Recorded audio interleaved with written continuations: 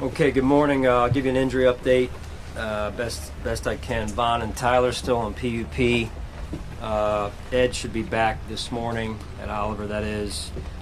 Damian, Cam, and Reggie still out, still working through their injuries.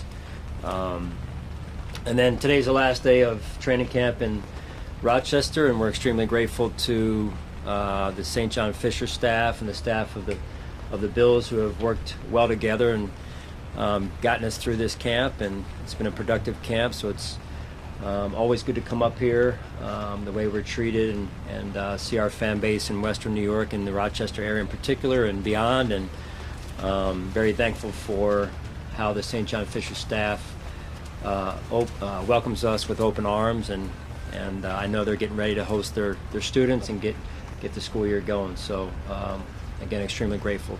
With that, we'll turn it over to your questions. Sean, is the rain today going to impact practice at all? No. What's the level of concern on Damian Harris' injury? Always concerned, but to this point, I feel like we're heading in a good spot, heading in a good direction on it. Yeah. So, Sean, since the pads went on, what have you seen from Osiris Torrance and how he's handled himself? Yeah, I mean, I think he's had a good camp. He's a young player that learns every day, and that's the journey of a young player. There's I think you wake up and you're saying, hey, what hard lesson am I going to learn today? And you just got to stay resilient. I think he's done that, and I think he's done some real good things to this point. How are you going to approach the first preseason game with starters? Yeah, most of the starters will play. Josh will not, Steph will not, and then maybe one or two other guys will not, but most of the starters will play. They'll play give or take a quarter, just again depending on who it is and the situation in the game. But overall, we want to get them where they need to go, but also then take a good look at some of the young players. What do you anticipate sitting Josh throughout the entire preseason? No. Coach, how has been your evaluation process thus far in camp, carrying two hats? Evaluation process, evaluating camp? Yes. Well, again, I think it helps me evaluate camp when I'm more embedded with the defense like I've been this year, and I think we've had a good overall camp. I think as late as yesterday you saw the offense win some periods and some plays, and the defense then win some of theirs as well. So I liked what I saw yesterday. I thought it was a good back and forth during practice, a good competitive practice. Hey, Sean, if Isabella has a chance to make this team, is it going to be probably as a return guy? We see him back there working there. Or you got a deep receiver room. Is that going to be probably his path? I would say both, really. The more you can do, the more valuable you become, and obviously having that potential as a returner, I think bodes well for any player that has a special teams component, especially when you're trying to make a football team. So he's done a nice job to this point. Sean, to jump back to the preseason, do you anticipate that tomorrow will play, and what have those conversations been like? Yeah, he continues to be on schedule, so we'll continue to take it one day at a time. What is that like when it is one day at a time? He said the same about how he approaches it one day at a time when it's game planning now. Like, how do you balance making sure you're having those conversations, but also doing what's best for him while also trying to, see who will be on the field? Yeah, similar to the other players that I mentioned with injuries, all that affects play time. It affects planning. So we try and stay as up to date as possible as we can on that in the communication piece with our trainers, and in this case with DeMar. So I've been very impressed by the way he's handled himself to this point, but we remain working on at his cadence. So are you just to clarify? Are you just kind of waiting to hear from him whether or not he feels like he's ready to go in there? I'm not going to get into the conversations that we're in a good spot. I think he's in a good spot. You've seen him out here every day. Again, we'll continue to take it one day at a time. Sean, you came to camp with a couple different position battles for starting spots. Leaving camp after today, just in general, do you feel like you got what you needed in those positions and you're trending where you need to be? I would say yes and no. At some positions, I wish one guy would have just kind of really separated himself, per se, but that hasn't happened, and some of that's due to the competition. Both players, kind of, one has a good day, then the next day the other one comes back and has a better day. So, but overall, I think it's too early at this point, having not even played a game, to make a clear-cut decision either way. Sean, going off of that, what's the balance between these position battles? Is it you want to see more training camp and games, 50-50? Do you lean heavily more in one direction? How does that work?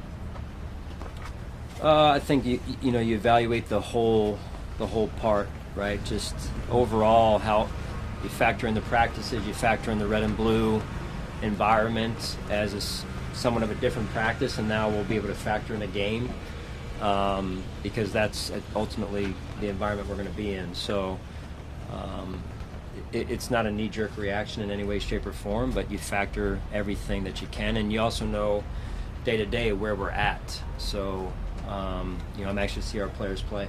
Sean, to see Latavius yesterday take that one down the sideline, the way he's worked, the way he looks at his age, what does that say about him and what he can be for your football team? Yeah, extremely impressed with Latavius and his leadership. He's a pro. He's a pro's pro.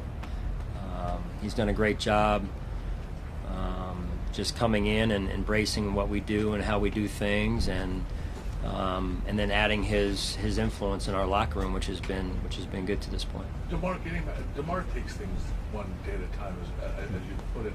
What's it been like for you seeing his progress as he reaches each of his milestones?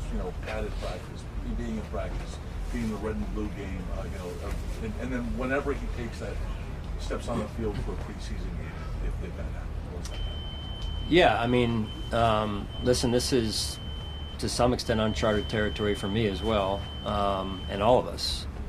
So we're just trying to do the best we can to be there for him, and like I mentioned at the start of training camp, the interception he made in spring was kind of a surreal moment for me, and I'm sure for him and for many of his teammates. And then seeing him out here going through what he's going through, and even the thud periods. The thud periods are still physical, and I try and keep a close eye on where he is and where he's showing up and how he's responding, and he's done a great job. Hey Sean, every training camp at Fisher, I'm sure there's behind the scenes stuff that's fun, interesting, whatever. Is there anything that sticks out from these 2 weeks that was kind of interesting, funny behind the scenes that we don't see that you could share, interaction with somebody, or you have anything to give us on that? Yeah, I mentioned it was the night off.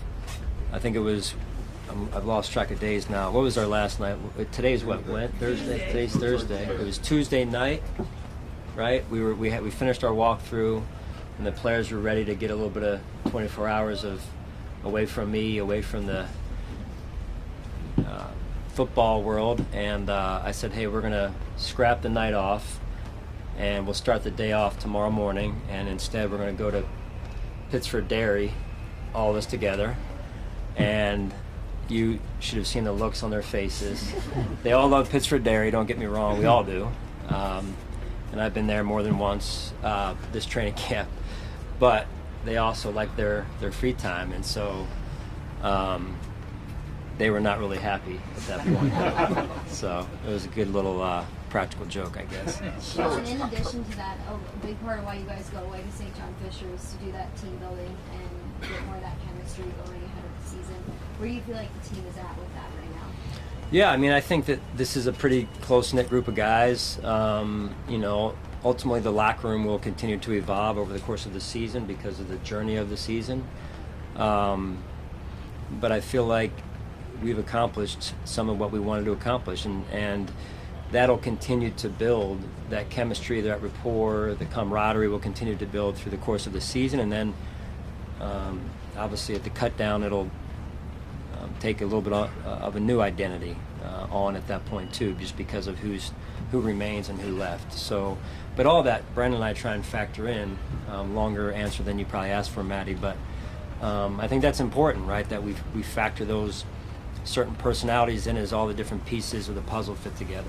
We're looking for. Understanding that Saturday is about planning for you guys and not about the Colts necessarily. You still feel you have a good game plan for Isaiah McKenzie and his trash talking when he's calling in? Yeah, he reached out to me this summer, and then at the start of camp, and then since then he's gone silent. So I told him we were going to have to. I've never planned for a receiver in preseason before, but we'll have to find ways to double him and maybe triple team him and make sure we take him out of the plan for the Colts. So yeah, the whole game plan is really focused on him. Actually, I put his picture up in the meeting the other day and said, "Hey, this is public enemy number one. We got to take him away." Hey, Sean, do you like the one cut down day because you got guys longer, or is it cumbersome to keep giving these guys reps so late into the training camp preseason? I think it's really one of those things that we adapt and adjust. It is what it is, so that's what we do. Thanks. Thanks, Sean.